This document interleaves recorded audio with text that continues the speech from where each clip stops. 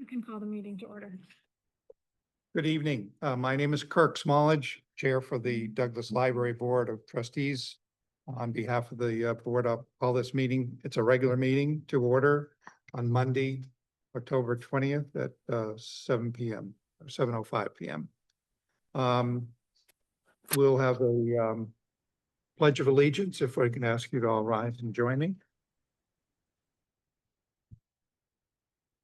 I pledge allegiance to the flag, United States of America, to the republic for which it stands, one nation, under God, indivisible, with liberty and justice for all.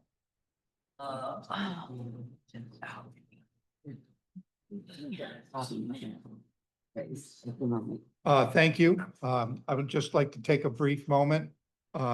When you serve on the Board of Trustees, it's like we're all a bit of family together. And I would like to recognize on behalf of the board, condolences to Board of Trustee member Beth Fitzgerald on the loss of her son, Tim, recently. Our condolences to the entire Fitzgerald family. And we'll look forward to Beth rejoining us at some point down the road. So thank you, everybody, for indulging that moment. Public comments. Do we have anybody from the public that would like to address the Board of Trustees at this time? Hearing none. I'd like to acknowledge that in addition to the people that are here, we also are joined by Emily Sear, Board of Trustee member online. Thank you, Emily, for joining us.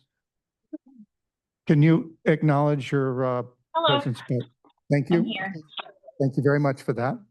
Okay, gotcha. Thank you so much. And we also have Dory with us virtually. She has just joined. Dory, yes. Oh, Dory, thank you for joining us, representing the town of Hebron. Appreciate that as the town manager representative. We'll start with the secretary's report, if we could. Pass that over to, oh no, wait, am I just? I'm passing that to Donna, No, you're just approving. approving the minutes from last time. Minutes, I yeah. was for sure, sorry, I was Right. forget what I'm doing. So we're just going to approve the, Yeah, so, Okay.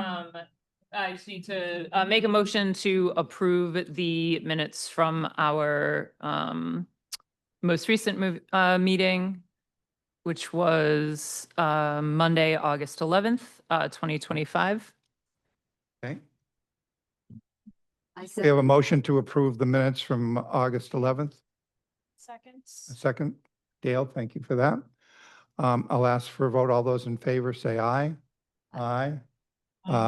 Emily? Hi. Thank you. All right, the minutes are approved, submitted. And I guess at this point, Dory, if you would like, would you please join us addressing any issues with the town managers as a town manager representative? Hi, can you hear me? Yes. Excellent. So my name is Dory Wolf, and as many of you may already know, I have taken over the Director of Administrative Services position in the Town Manager's Office, formerly Donna Lanza's position. So I'm here as the representative for our office. And just had a couple of updates. I'm new to this position, so I'm new to my role here as well. But I'd like to share that early voting has begun at Town Hall, and it is going to run for the next 2 weeks. And it runs today through Sunday, November 2nd. And then the formal election is Tuesday, November 4th. I'd like to share that the harvest moon was over the weekend on Saturday. They had a beautiful day, and from the pictures that I saw online, it looks like it was a big success as always. We thank the Town Center Project for that.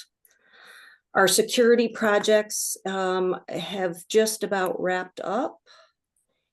And the upcoming holiday celebration for the town will be Saturday, December 6th The library will be involved with that, with the arts and crafts, and Santa is gonna come on the fire truck, and we will have our annual Christmas tree as well.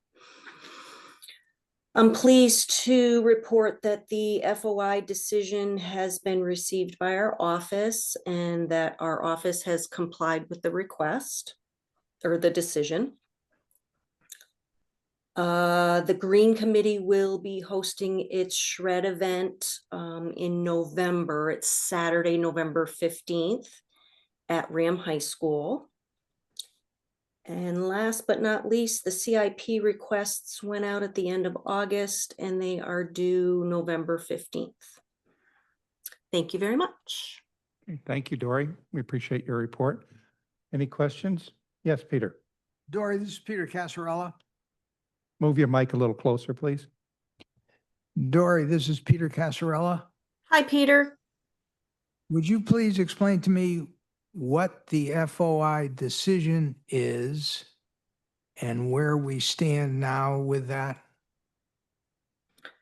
So this relates to the first FOI request from the Friends of the Library. Okay. The Friends had submitted a complaint to FOI. And there were several hearings and a decision was given to our office from the FOI Commission. And we have complied with that through our office. So no faults. The town of Hebron and the library are not at fault The town of Hebron is not at fault, correct? For the first. for the first one.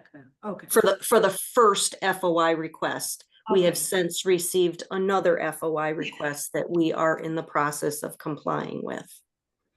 Dory, is that the second or third request we've received? So the decision came from the first FOI request. That one has come to a conclusion. There has been a second request. And we are in the process of complying with that now. There's been two. Yeah, it's just the two. Has the town been able to find out what the status is of a non-existent, I guess, Friends Association, Friends Group, with making these requests? If they're not active, So- did they give up their 401c3? Their 501c3, I believe they have given that up, but there is a cure period.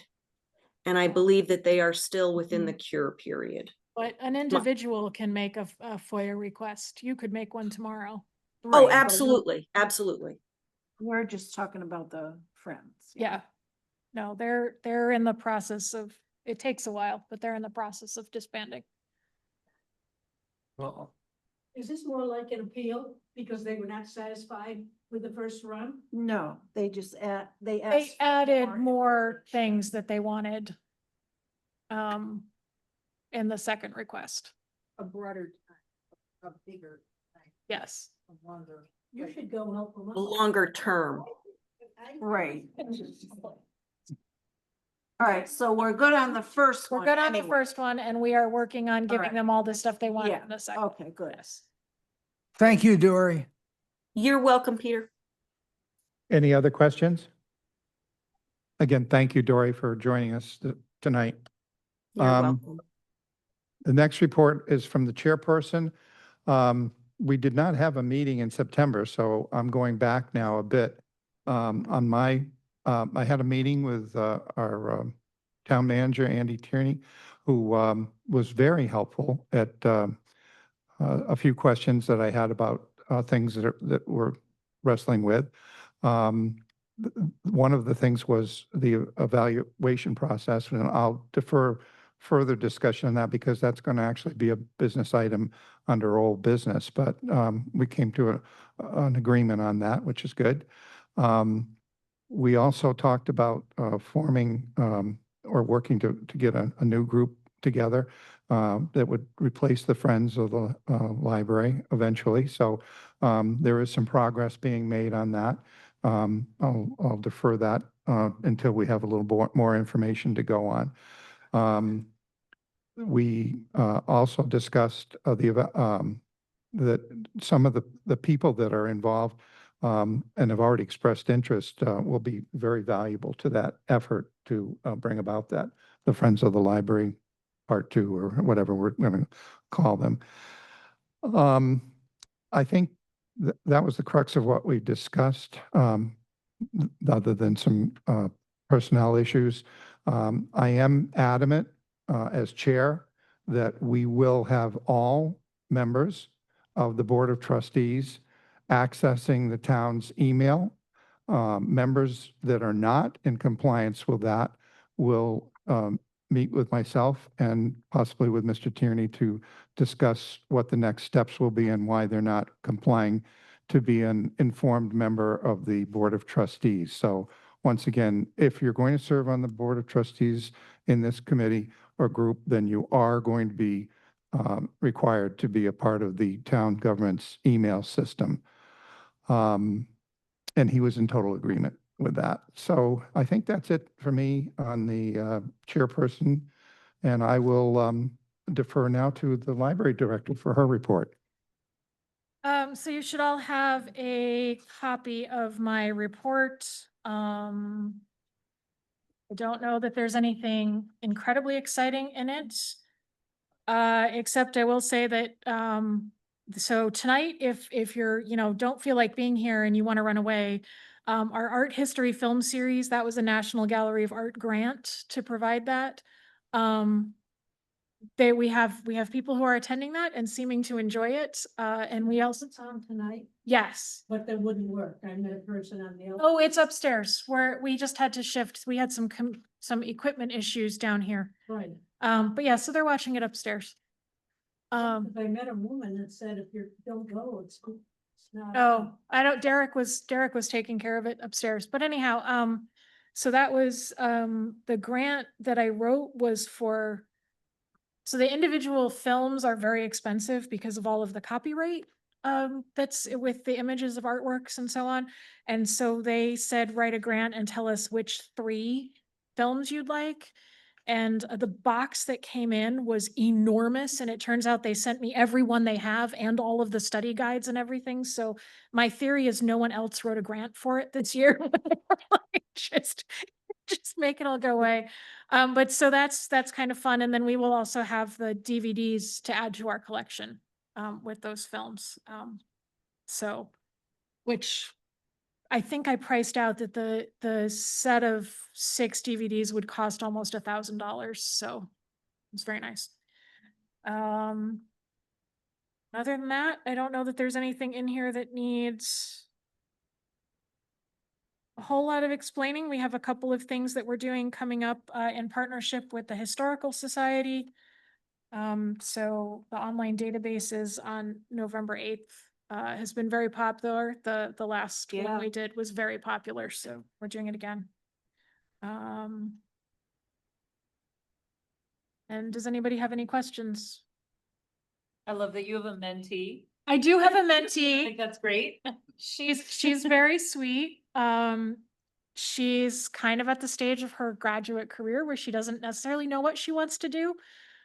So it's been really fun talking to her. But I have her for the year. We have been officially matched. So Nice. Oh, great.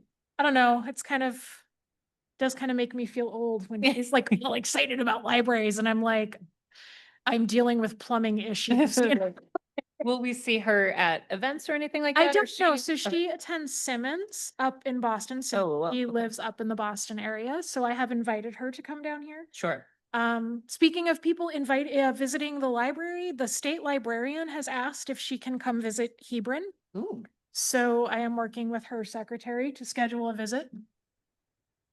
I sat next to her at a meeting and she was like, I want to come visit your library. And I went, okay. So It's exciting. So at some point she will be here in the next few weeks, hopefully. Very good. Thank you. Anything else for the director? Hearing none, I'll move on to old business at this point then. I would like to entertain a motion to elect Emily Sear as our vice chair. I've discussed this with Emily and she was interested in serving in that capacity. So would someone be kind enough to make that motion? So moved, Mr. Chairman. Motion made by Peter I'll second it. and Dale has seconded the motion.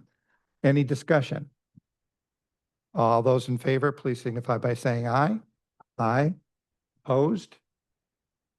All right. Well, congratulations, Emily. We welcome you as the new vice chair. You and I will get together to discuss that offline. Thank you again. All right. I think there is a couple things that have changed a little bit on the state library policies as in my discussion with Drusilla. So if you would cover those, I'd appreciate it. So you may, at the last meeting, I informed the board that the state library has informed all public libraries that they should have certain policies in place, including a collection development and challenge of materials. You may remember we just passed one last year. Right. You remember we passed the board approved sending our draft to the state for the state to approve, and then the board could officially adopt it. And then, so the condensed version of the process is I have been back and forth with the state library, I don't know how many times. And what they want is for every library to have exactly the same language in the policy. And the problem is that the policy, the wording that they want is significantly weaker than the policy that we have.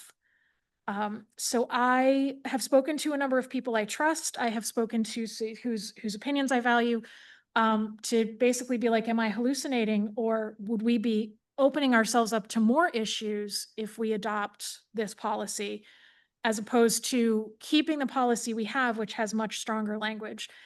And basically their advice to me and my advice to the board is that we keep our existing policy and let the state library know that we will be doing so, and that we will not be adopting the language that, the boilerplate language that the state has sent out. I think that's a good idea.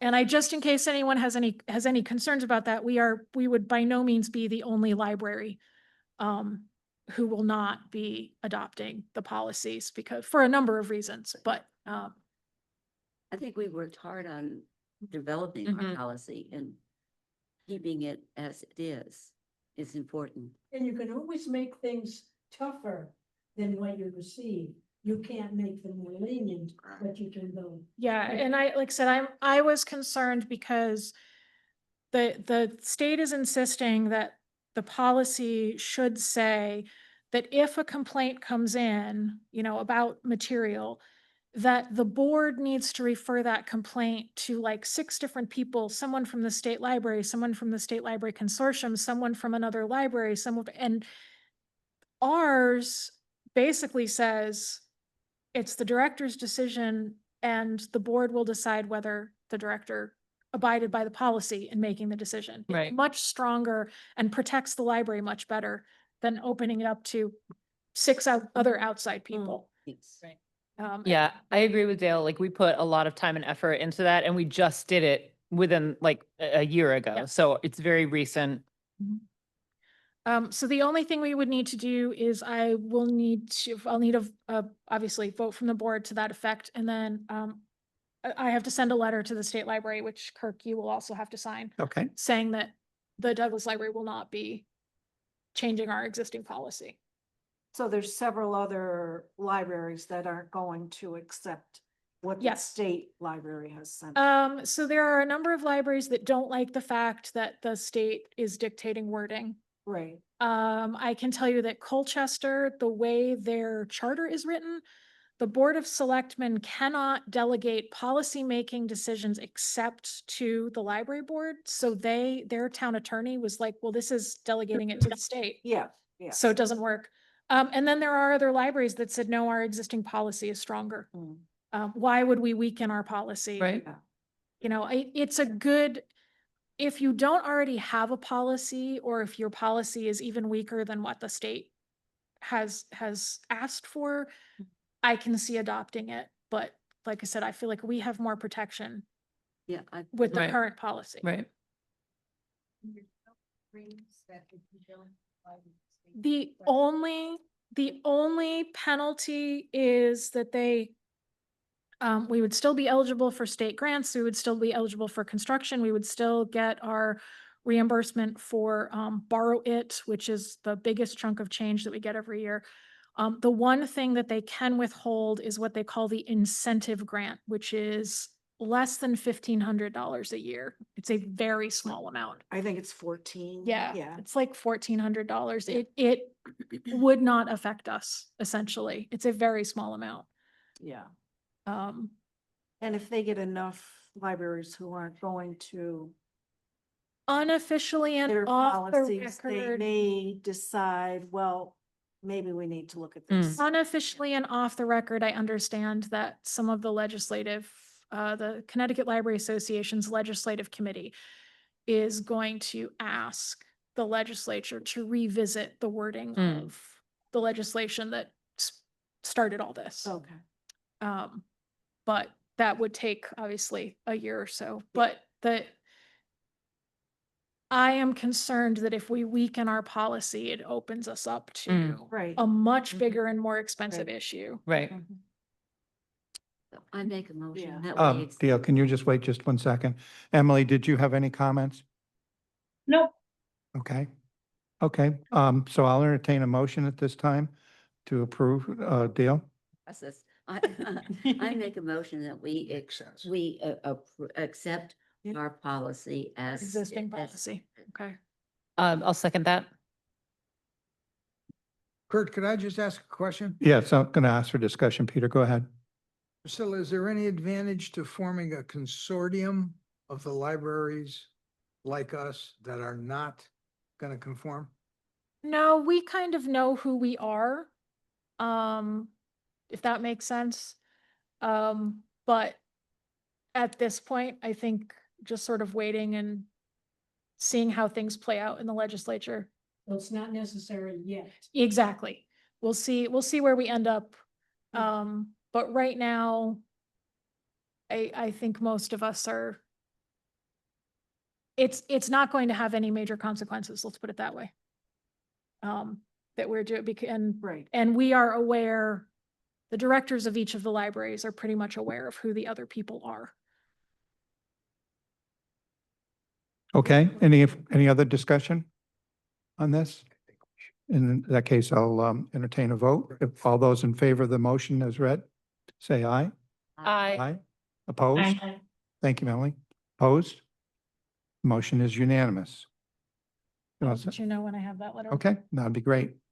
Also, as a quick aside, back to the previous, could you let me know when the state librarian is coming? I would be Certainly. delighted to represent the Board of Trustees. The board as a whole know. when Okay. she's coming. Okay, excellent. All right, thank you. What's that? Her name is Deborah Shander. She's been there for,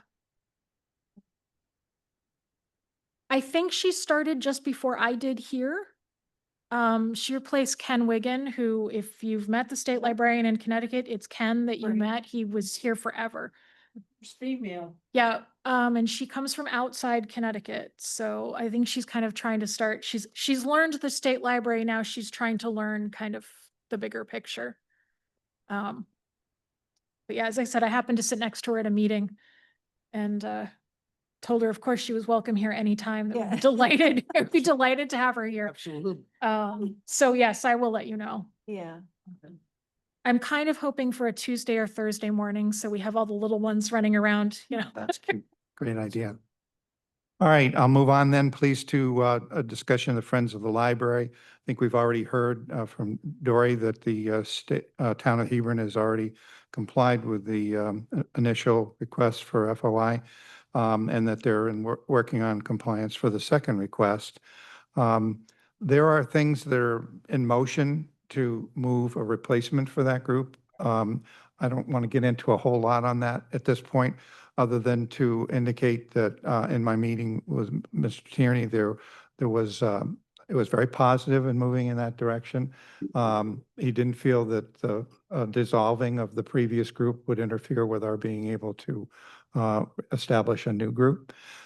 He also indicated the town would help in participating if there were some relatively minor expenses like creating and putting out a brand new, hopefully even better collection box for books that it would come to the library for donations. So that was all good stuff. There are a couple of individuals who've expressed interest in helping to get this going and get it organized. But once again, I think it's a bit premature to talk too much about it until probably our next meeting, and we'll have maybe more information, unless you have something else. Just a reminder that board members cannot be on the board of the Friends, but you can be members. So when and if you start hearing about people looking for volunteers to help with a new group, you can help, but you can't be on the board. Okay, thank you for that. Is there any discussion, any questions that we might be able to answer that anybody has on that issue at this point? Emily? Just for clarification's sake, so I'm guessing based on what Drusilla just said, that means that we probably as a board have limited involvement in terms of getting this group up and running. Is that correct? It's considered a conflict of interest because the Friends is fundraising and lobbying group. That's kind of what Friends of the Library are considered. So you can help, but again, you can't be on the board. So you could, if they were saying, hey, we want to have an inaugural book sale, you can by all means volunteer to help with that. You can help, recruit people to be part of the Friends, hey, they're starting this new group. It would be great, but you can't say, hi, I'd love to be the new chair of the Friends. Mhm. Does that answer that question? Yes. Thank you, Emily. All right, any other discussion? Hearing none, we'll move on to new business then. And I guess, One more old business. oh, sorry, I apologize. This is what happens when you forget your glasses in the car. The evaluation of the library director. I'd like to comment a couple of things first on this. First of all, in my meeting with Andy Tierney, he was very much in favor of receiving input from the Board of Trustees. I guess we're at a point of trying to establish what the best tool or vehicle would be for that. I have received from, with the help of Sue Porter, thank you very much, one evaluation form that used to be used by this board back in 2014, or approximately Yeah. before COVID. About that. And we'll put it that way. I've also received another, which I think is even better, evaluation form. It seems simpler and more to the point, that Drusilla was able to provide from a library in East Granby, I believe. I'm going to send that out to all board members in the next day or two. Ask that you look at this. My hope is that we would be prepared at the next meeting to decide on whether one or the other of these is best, or if we need to do some hybrid between the two. But I'd like to have that in place by the November meeting and look to get that back to Mr. Tierney no later than the December meeting. There's no direct impact timing-wise on this evaluation to the relationship between the town through Andy Tierney and Drusilla. That already falls under, but having that input from us consolidated and into a good form that would be simple for him to work with, he expressed that he felt that would be very much appreciated. Any questions regarding that? Any questions from you as the director? You're okay with what I'm suggesting? Okay, great. All right. Thank you for reminding me that I needed to cover that topic. Okay. In which case we'll move to a somewhat more somber new business, teens in the library. Yeah, so I just wanted to make you all aware that we have had, yet again, some issues with teens in the library. We had a group of boys who felt that throwing the furniture was an acceptable activity. And then we had a couple of boys who decided to go down to the stream, catch some frogs and bring them in and throw them at people. They were not gentle about throwing, so not only, is throwing things a problem, but the custodian objects to picking up bits of dead frog off the floor. Right. Those kids have obviously been banned. No, Was the furniture down here? no, upstairs. And the On the set, the teens are not allowed on this floor. They're only allowed on the main floor. But they decided that it would be really fun to throw things around. I had approached the resident trooper. You may remember we had a discussion, did the budget, to ask that we could have an officer here after school and then on early dismissal days. And we were told that that wasn't necessary because they would give us the support we needed. Unfortunately, that has not materialized. I do want to give a heartfelt thanks to the Public Works Department because we have had Carl and Oliver and Art here looking ferocious after school. Art does it beautifully. But they have been here, and thank you to Andy for approving the overtime for that to happen. Oh, that's great. We've had to ban another young man, after he had a third strike after he was, insulting staff and then decided to steal the belongings of another, student and refused to give them back. So he is banned. In his case, we have fortunately, I guess, had his full name, and his address because Claire's daughter used to babysit for him. So we do have issues because half the time we only know first names. We have a couple of others who've been warned. They have one more strike and they're done. They can come back and talk to me, these kids, when they're 21. But for whatever reason, it has been, we had a really quiet first month or two of school and then stuff just blew up and got out of hand. So I did meet with, I spoke to some other library directors about, I put a call out to my colleagues saying, hey guys, anyone have any suggestions? And what I got back were a couple of recommendations for security firms. So I did have one of them come and give me just a rough estimate, just so I have an idea, if it's something we need to put in the budget. Things apparently have been fairly quiet. They were apparently fairly quiet today and Friday, but I don't know, how that's going to be. But just so you're aware that yet again, we are having issues with the teens. And we did, one of the other recommendations from some of the other libraries was that there are libraries that say that no one under the age of 18 can be in the building without an adult between whenever school gets out and 5 p.m. So they have to go somewhere else after school. And so that was one of the other things to kind of keep in the back of mind, that if they were coming for a specific program, or they were coming to meet with a tutor, or that would be fine. But the ones that just want to hang out because they don't want to go home, or their parents don't want them to go home because they don't trust them to be home alone. But yeah, just so you're aware that that's kind of what we're looking at. How's the video, the new video? Oh, it's great. I'm an expert at pulling screenshots off those video cameras now. I can, we're great. And that actually, in the case of one young man, we did have to pull the screenshot and say, we believe his first name is X. Don't know who he is. Our sources tell us he's an 8th grader. Can you talk to the SRO? And it was up to the SRO to look at the screenshots and figure out who he was. So with the screenshot, I mean, if you can get involved with the parents, that would show.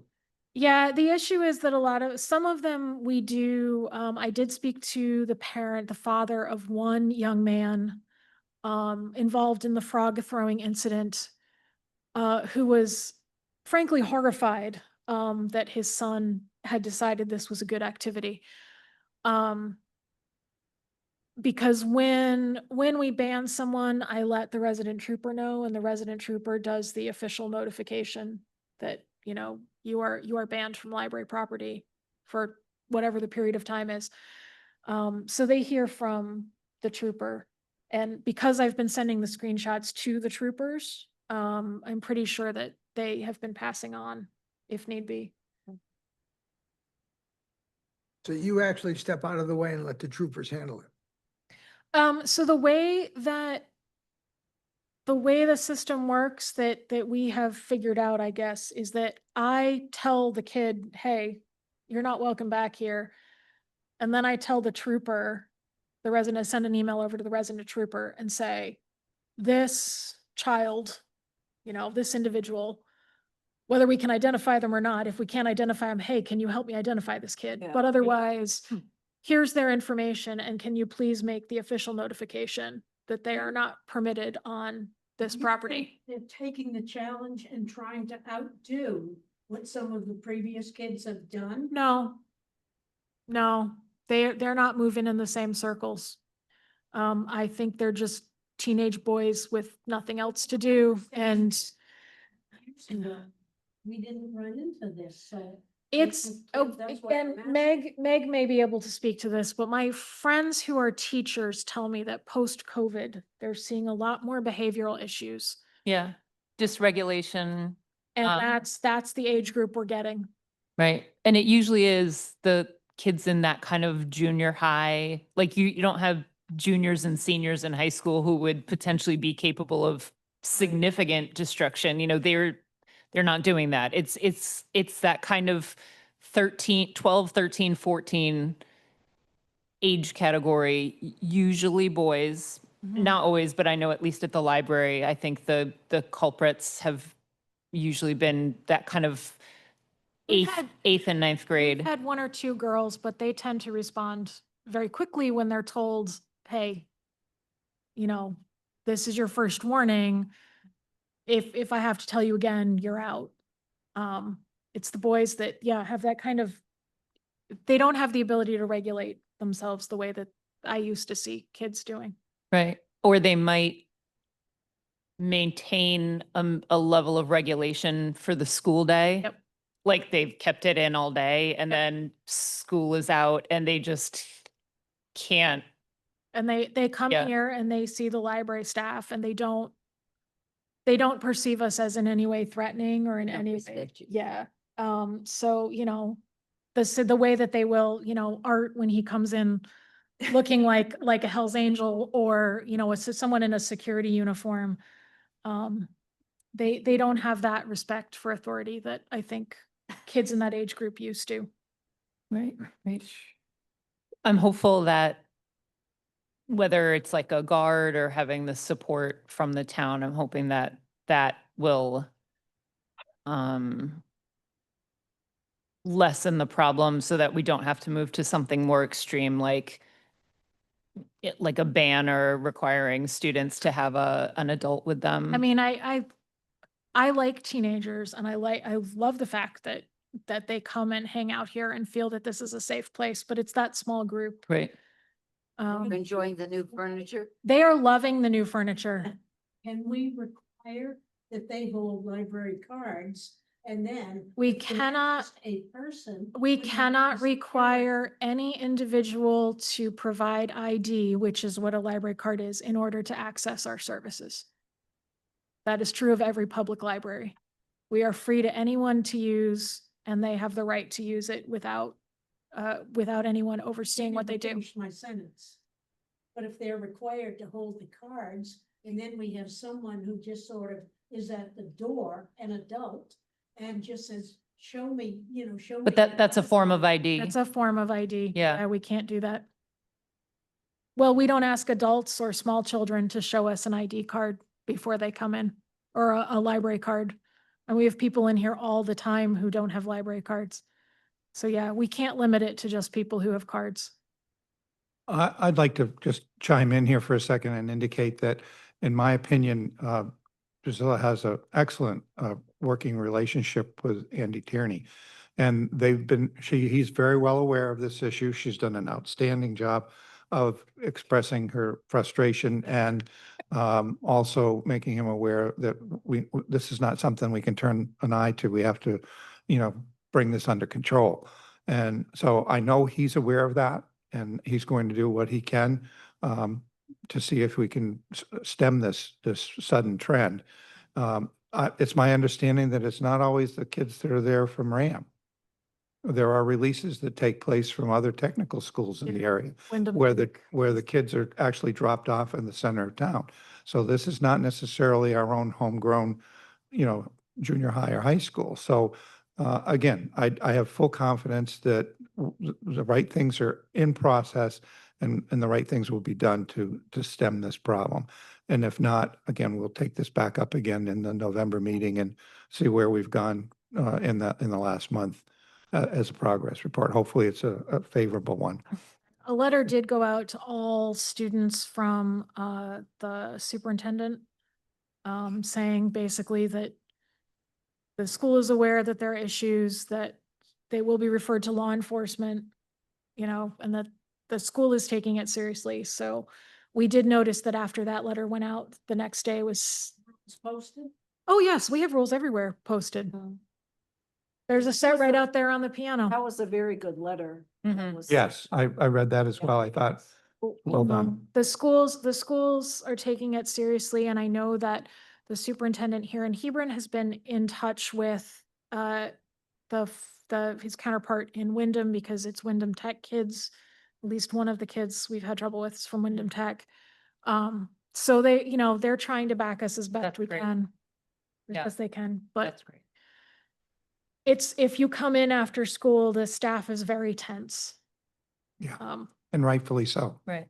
And Right. we hope that this will end up being resolved soon. So we don't want that. And stop in after school. 2:30 to and 4:30. Guard a little section. If you know anyone who's really good at looking intimidating. Give bouncers. Right. Yeah. All right, well, thank you for that. I again hope that we'll hear better news even on how this is progressing at the next meeting in November. We'll ask for one more item in new business, and that would be the CIP request, which I have in front of me. So we have one request. So as you may remember, Bureau Veritas came and did a facility study for all of the buildings in town. And one of the big things that they identified was the historic section of the library needs to be repainted. There are some boards that need to be replaced. There's a lot of nails and stuff popping out.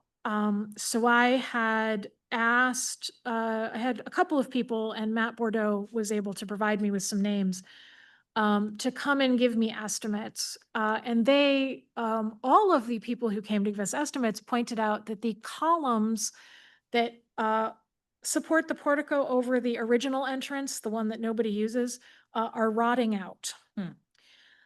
So it is not just a matter of painting, which would be something we could probably, with some wiggle room, fit in a regular budget. We also need to replace those columns. And they need to be, you can't just stick up like a piece of wood. They need to, because it's a historic building, they have to match, and they have to, be the right look and all that good stuff. So it does not rise to a full CIP request, because that is for things that are over $75,000, like our parking lot was. But this is the capital outlay request for things that are over, I think it's 10,000, but under that 75,000 threshold. And this is what I've basically been told it's going to cost about $15,000 to do, because it's all the different colors of painting and all the trim and replacing everything. And then the columns are going to be about another 15,000 to do. So we're looking for $30,000 to have that done as part of the CIP request process. Any of those items should match what it was originally. Yes, exactly. So the firms that Matt Bordeaux was able to give me names of are people that specialize in historic painting and restoration. So, they were, all of them I was very impressed with. Spotting things that I don't know that Bureau Veritas had spotted, but it's because that's what they do all the time, and going, oh, this piece of whatever it's called is not this, and fine, how much is it going to cost to fix it? That's all I need to know. But so I just need the board's approval to submit this as part of the CIP process. And that goes to the Goes to town. the town. Okay. So moved. Do I need Do- to make it official? I move that we Adopt. allow Drusilla to officially submit the capital outlay request detail to the town as part of the CIP process. And I'll second it. A motion has been made by Meg and has been seconded by Dale. Do you have the Discussion. names of the people that were brought in to look at? Yes, because I'm the one who scheduled that. Yeah. Who are they? Oh, I'd have to go pull them from my email. Jamie is not going to help you any. I can send you an email with that information and send that out. One of them is the same firm that just did the, Horton House. Oh, okay. Great. Priscilla, by sending this in, filing this form, we don't preclude ourselves from filing more forms like this throughout the course of the year if something pops up? This is part of the capital budget process. So this is, as Dory mentioned, has to be in by November 1st. So. If something else like this comes up and it's not an on November emergency, 2nd. then if it's not an emergency, then it gets put off till the next year. The same as like paving the parking lot, So there's no other capital expenditures we need to worry about this year? not that's not already covered in the budget. So things like painting the interior, which is not really capital, that we're actually gonna have that done in January, the second floor. Should probably have put that in my report. I will in next month's report. And that's getting expensed and not capitalized. Yes, that was put in our budget. You may recall last year, the Yeah. discussion Yeah. that we had our building maintenance line item in the budget increased to allow for that to be Right. done on a rotating basis. Yeah.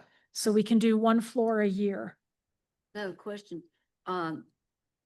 Because it's part of the historic part of the building, Mhm. is there any grants from historical? Probably not, Just, because it is a town building. okay. A lot of times if there is something available for that, first of all, it's for like big ticket stuff. What did you ask Dale about? Since Whether there this- were grants for doing the work because it's part of a historic building. The side, I was going to suggest or request that the information be forwarded to the Historic Properties Commission. So they could look at it and just, no control, but, give their opinions on such. I mean, I can do that, but so putting this request in puts it into the capital budget process. It's a So process. all of us in town see it. All the town departments are included in that process. We do have a Historic Properties Commission Yes. that would be appropriate to take that portion separately and look at it. Okay. That's why I'm requesting that. I can send it to them as well. I mean, I can send them the information, but painting is considered just sort of routine maintenance. About the repairs, the restoration, Oh, having the columns replaced? Yes, so- Okay. the historic part.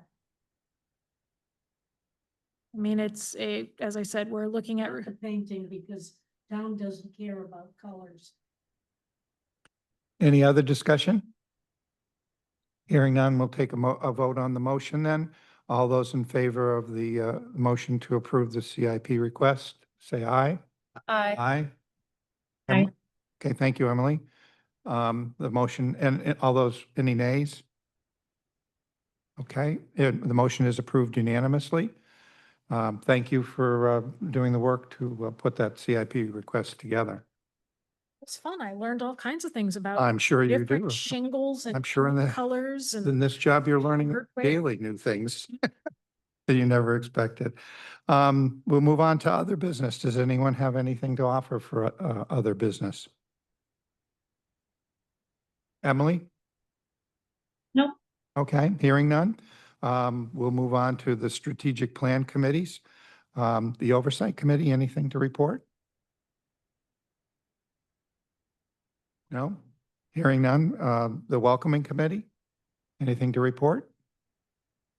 I'll just do the same thing. I mean, the board in the front, is really welcoming, telling everything that's going on. Mm. The staff is very, welcoming. Sarah gets mad at me because we have too much stuff going on for her to fit on the board. Yeah. Problem to have too much stuff on the board to do. Okay. But that says we're very active. Yeah. Yes, it is. Yeah. And And that, then also, having the stuff in the River East on a regular basis and which is keeping the community involved. Right. true. Okay, thank you from the welcoming committee. Anything from the integral committee? I have something, there were library staff members who came to Ram High School and Middle School at the end of September to do library card signups for any students who were interested. So, and I think that was done at the sending elementary schools as well, maybe? We sent out information to the elementary schools. Okay. But yeah, Lita was at Ram, both middle and high school. Right. And there were Um, kids that signed up. So I thought that was great, and And one of them promptly got himself banned a week later, No, but that was fine. but they're Um, MA, so he voluntarily signed up for a card, which made then use the ID, yeah, so. Like, I know his name. But there were a lot of kids, Quite a who few. signed up. Yeah. So I think some of them signed up because there was like the lure of candy, but either way, they have the card, and it was really great to see the, it was from the 3 town libraries. Yeah, So there were representatives from they were. Andover, they were Marlboro, and invited. I don't know that Andover went both days. I don't think they went both days, but I know that they did come at least one because a couple of my Andover kids got cards. So yeah, but I thought that was great. Continuing to be a part of the community and outreach with the schools and stuff. So I thought that was great. A comment on welcoming also, I'm wondering about the holiday celebration. I don't know if that fits under welcoming, but I think it could. Yeah. As far as what the library is going to offer to do. Because it's an important part of bringing people in here. We as will, well as we will be doing crafts down here as we have for the past several years. I don't know what crafts exactly. Decorations also. Probably, we always decorate the library, so, Yeah, nice. there will be a blue glow emanating from my office as usual. But you've got to let Claire enjoy her Halloween decorations first. Mm. She likes the ones that move when you walk by. But yes, the library will, as always, be decorated, and we'll do crafts down here. Right, thank you. Moving next to the Safe Committee, anything to report? Well, I think the kitchen floor was replaced. Or is in the process. It's in the process. Okay, I don't think they've been here yet. I Okay. think they're supposed to come next week, okay. Okay. But but a it good is in thing. fact happening. good thing to get that fixed, Yeah. yes. Excellent. Safety hazard. Oh, yes, absolutely. Oh, I'm glad And the that, parking lot lights now come on at the correct Oh, time yeah. again. That's always a process every year, getting them switched over. thank you, daylight savings. Dan Larson was here in my ceiling.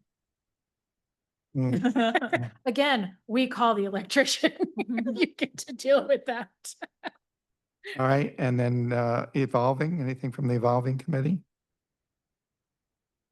Hearing none? I think that brings us to the conclusion of tonight's meeting. I so move that we adjourn. Dale, motion to adjourn Second. and a second from Meg. All those in favor, please say aye. Aye. Emily? Aye.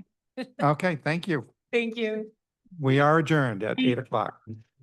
I will- Emily, I'll be in touch. All right, sounds Work on good. it Good very night. carefully. Yep, thank you. night.